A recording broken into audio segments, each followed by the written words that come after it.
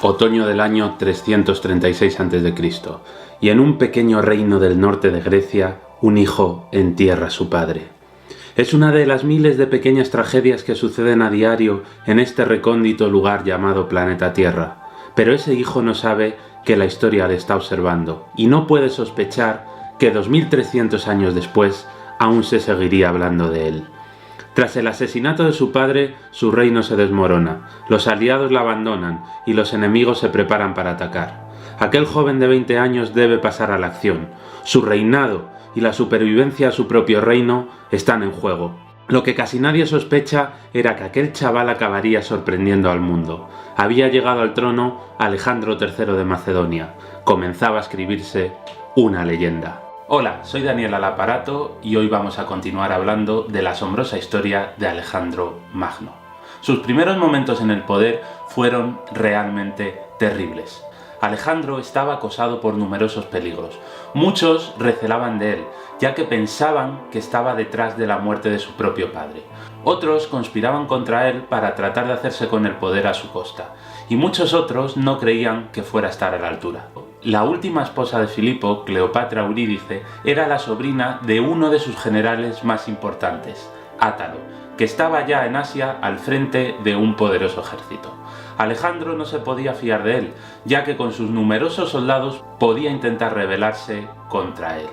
Mientras tanto, las ciudades griegas de la Liga de Corinto, que habían sido obligadas por Filipo a ser aliadas de Macedonia, estaban expulsando a los soldados macedonios de sus ciudades, y en el norte y en el oeste, los tracios y los ilirios se preparaban para atacar Macedonia. Alejandro debía actuar, y rápido. Su primera acción fue mandar asesinar a Átalo. Nunca sabremos si Átalo intentaría conspirar realmente contra Alejandro, pero desde luego Alejandro no se fiaba nada de él, y mucho menos tras la frustración que debía sentir al no poder consumar la boda entre Filipo y su familia. Es posible que Alejandro hubiera dejado con vida a Átalo si éste le hubiera jurado claramente lealtad, por lo que lo más probable es que Átalo, que veía a Alejandro demasiado joven, se negara a mostrarle el respeto que debía. Alejandro debía guardarse las espaldas, y aunque hoy su asesinato nos parece un acto cruel, en la época fue entendible. Todos sabían que Alejandro debía acabar con Átalo antes de que fuera una amenaza. A continuación, Alejandro reunió a su ejército en la capital, Pela, y comenzó a marchar hacia el sur. Los griegos estaban revoltosos, y no había nada mejor que plantarse allí con 15.000 soldados para que se calmaran un poquito. Tesalia era la zona norte de Grecia, que limitaba directamente con Macedonia. Una zona de grandes llanuras donde se criaban numerosos caballos y cuyos jinetes eran fundamentales para el ejército macedonio. Alejandro se presentó allí con su ejército antes de que se pudiera organizar una revuelta contra él, y los tesalios, asombrados por la velocidad de maniobra, le reconocieron como hegemón de Tesalia, es decir, el líder o dominador de Tesalia.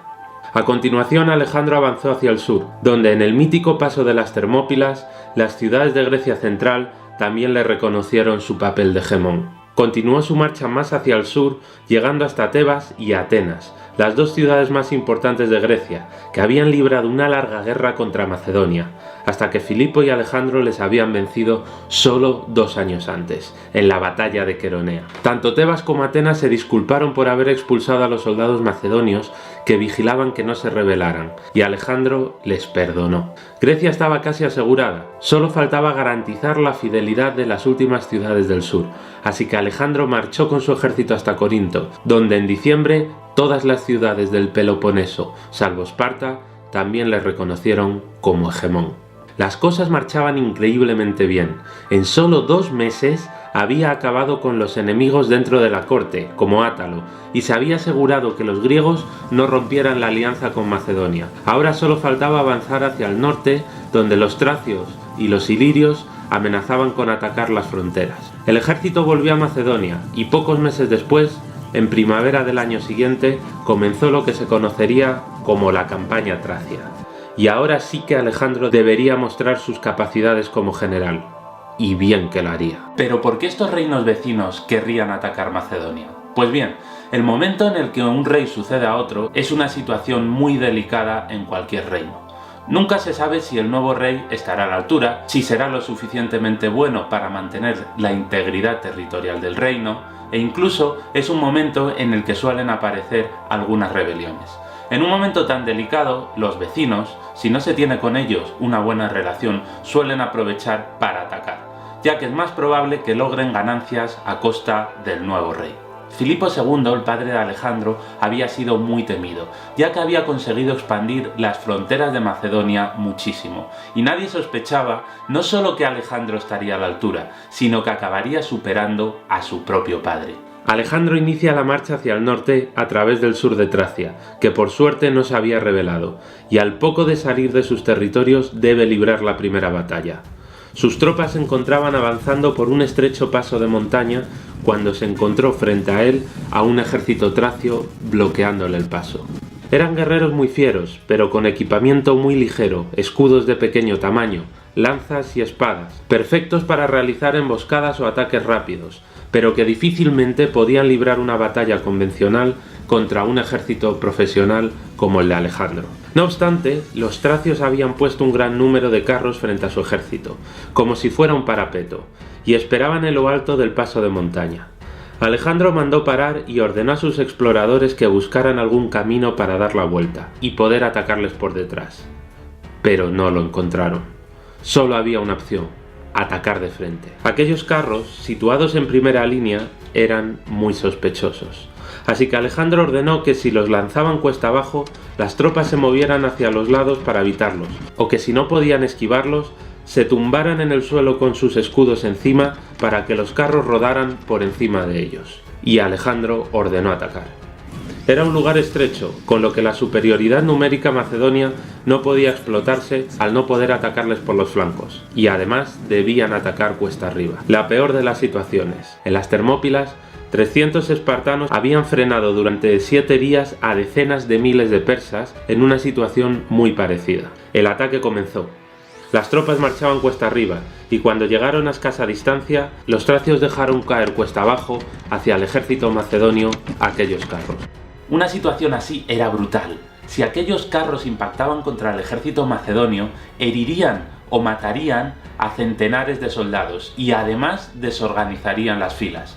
Un bosque de lanzas en las cuales las picas están desorganizadas no sirve de nada, ya que los enemigos pueden alcanzar individualmente a los piqueros. Así que esta era la única posibilidad que tenían los tracios para vencer al ejército de Alejandro. Pero la estrategia de Alejandro funcionó. Algunas unidades consiguieron apartarse a tiempo y otras se tumbaron sobre sus escudos, permitiendo que los carros rodaran por encima sin causarles apenas daños, con lo que el ejército sobrevivió a la estratagema tracia. Con el ejército macedonio intacto, los tracios no tenían posibilidad alguna. Los honderos y los arqueros comenzaron a atacarlos, y las tropas macedonias, incluida la caballería, los alcanzó. Los tracios comenzaron a huir. Mientras las tribus tracias huían, Alejandro siguió conquistando el norte de Tracia. Allí vivía la tribu de los tríbalos, cuyo rey Sirmio fue incapaz de vencer a Alejandro y se refugió con parte de su ejército en una isla del Danubio, probablemente en alguna de las del delta. Alejandro acampó frente a él, al otro lado del río, y le exigió la rendición, pero Sirmio se negó. Paralelamente, en la otra orilla del Danubio apareció un ejército de nómadas de las estepas, los escitas, quizás avisados por el propio Sirmio. La situación era realmente extraña. 3 ejércitos separados por el río más largo de Europa, tríbalos y macedonios enfrentados, y los escitas, que no se sabía muy bien qué hacían allí. Al poco llegó una pequeña flota de barcos macedonios, pero desde luego eran demasiado pocos para intentar asaltar la isla de los tríbalos, que estaban a la defensiva, preparados, y los peligrosos bancos de arena del delta del Danubio podían acabar atrapando a los barcos macedonios. Alejandro tuvo aquí la segunda de sus grandes ideas. Atacaría a los escitas, que en realidad lo que hacían era vigilar que Alejandro no cruzara sus territorios, pero que no tenían intención de atacarles si se mantenía al otro lado del río. Si Alejandro conseguía derrotarlos, era probable que Sirmio, impresionado por su poderío, se rindiera finalmente. Alejandro mandó que sus tropas requisaran barcas de pescadores por toda la zona, y ordenó que los demás improvisaran pequeñas balsas con el cuero de sus tiendas de campaña, rellenándolas con paja. Consiguió así transporte para una pequeña parte de su ejército, y lo mandó cruzar detrás de un trigal en la otra orilla del Danubio. Allí, escondidos bajo las altas espigas de trigo, Alejandro organizó el ataque contra los desprevenidos escitas, que no lo habían visto cruzar. Diezmó al ejército, cuyos supervivientes se retiraron a duras penas hasta una pequeña población cercana. Los macedonios tomaron la ciudad al asalto y la saquearon, dejando claro quién mandaba allí. Los supervivientes se retiraron a las estepas y nunca más se los volvió a ver.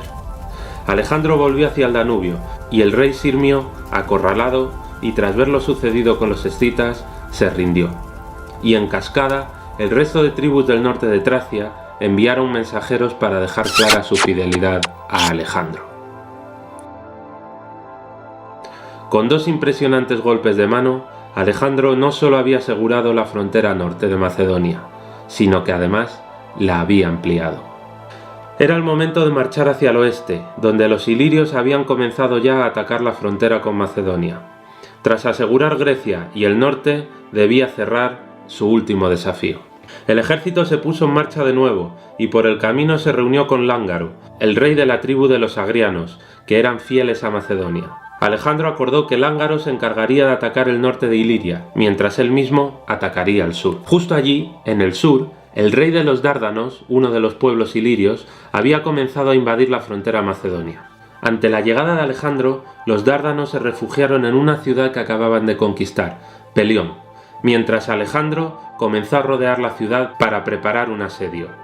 Pero la ciudad estaba situada en un enclave rodeado de montañas por 3 de sus lados, y por un río por el último lado.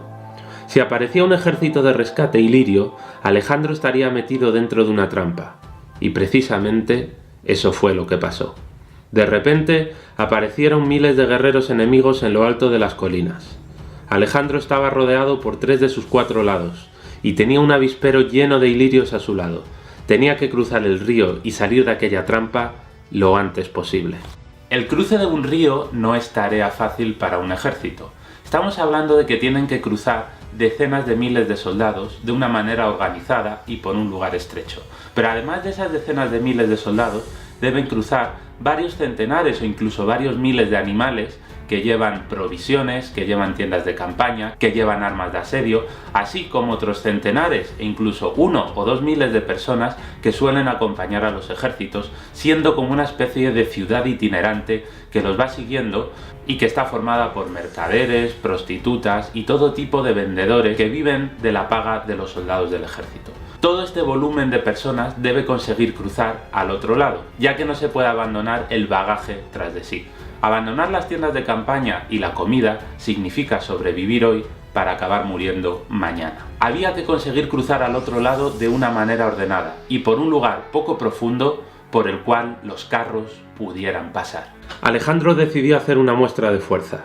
Mandó que el ejército se pusiera en formación e hiciera una especie de desfile, mostrando su disciplina y efectividad en combate, moviéndose de un lugar para otro como si fueran a atacar al ejército de rescate ilirio. Y la estrategia funcionó. Los enemigos, ante la movilización masiva del ejército de Alejandro, se retiraron de las colinas, y Alejandro aprovechó para que sus tropas comenzaran a cruzar al otro lado del río, ordenando que primero cruzaran las armas de asedio, que mandó desplegar a toda velocidad en la otra orilla. Poco después los ilirios se dieron cuenta de que en realidad no iban a ser atacados, así que volvieron, y justo en ese momento vieron que los macedonios estaban cruzando el río. Era el momento adecuado para atacar. Los ilirios se lanzaron colina abajo hacia el ejército de Alejandro, del cual ya solo quedaban por cruzar sus últimas unidades.